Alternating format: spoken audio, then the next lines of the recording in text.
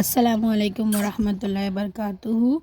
வாங்க இன்றைக்கி நம்ம ஒரு அழுக்கு படிஞ்ச தவாவை எதையும் க்ளீன் பண்ண போகிறோம். தோசைக்கல்ல அது ரொம்ப அழுக்காக இருந்துச்சு. நான் எப்படி க்ளீன் பண்ண போகிறேன்னு பார்த்துக்கோங்க.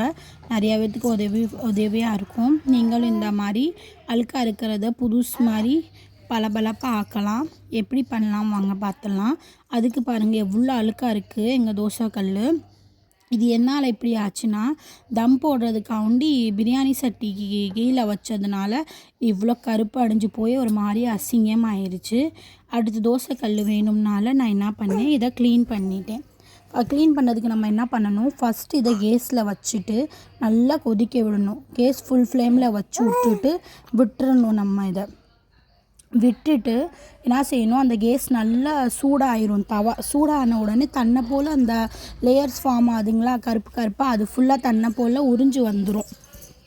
அப்புறம் கொஞ்சம் நம்ம கையை வச்சு அதில் ஈஸியாக அந்த ஏதாவது வேஸ்ட்டான கத்தியாக இருக்கும்ல, அந்த கத்தி மொட்டையாக இருக்கிற கத்தியை வச்சு அதை சொரன்னா போதும், அது வந்துடும். அடுத்ததாக நான் என்ன பண்ணேன்னா, இதில் சோப் ஆயில் போட்டு கொஞ்சம் நம்ம கழுவிக்கணும். இந்த டெட்டால் ஏதாவது ஒன்று இப்படி இருக்கும்ல, சோப்பு, துணி, பாத்திரம் கழுவுற லிக்விடு, அதை போட்டு நம்ம அதை நல்லா என்ன செய்யணும், ஃபுல்லாக ஸ்ப்ரெட் பண்ணி கேஸ் ஆஃப் பண்ணக்கூடாது. கேஸ் ஆனில் இருக்கும்போதே நம்ம என்ன செய்யணும், நல்லா அதை ஊற்றி விட்டு நல்லா கம்பி நார் வச்சு நல்லா என்ன செய்யணும், நல்லா அறுத்தி அதை நம்ம க்ளீன் பண்ணிக்கணும். கொஞ்சம் சூடாக இருக்கும், அதனால் நான் கத்தி வச்சு பண்ணிக்கிட்டு இருக்கேன். நீங்கள் பண்ணும்போது பார்த்து சூதானமாக பண்ணுங்கள்.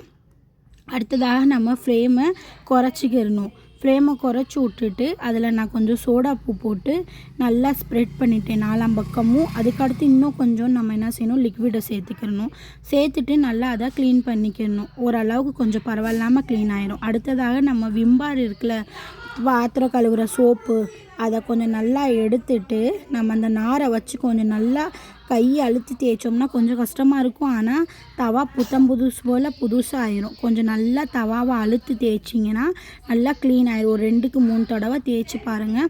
நல்லா பாருங்கள், இது போல் நல்லா இன்னும் 2 இது 3ஆவது தடவை அடுத்து நான் தேய்க்க போகிறேன். பாருங்கள், 3ஆவது தடவை தேய்ச்சி முடிச்ச உடனே எவ்வளோ க்ளீன் ஆயிடுச்சுன்னு. உங்களுக்கு இந்த வீடியோ பிடிச்சிருந்துச்சுன்னா நம்ம சேனலை நீங்கள் சப்ஸ்கிரைப் பண்ணி வச்சுக்கோங்க. இந்த மாதிரி மோர் வீடியோஸ்க்கு உங்களுக்கு சீசனிங் வேணும்னாலும் கேளுங்க.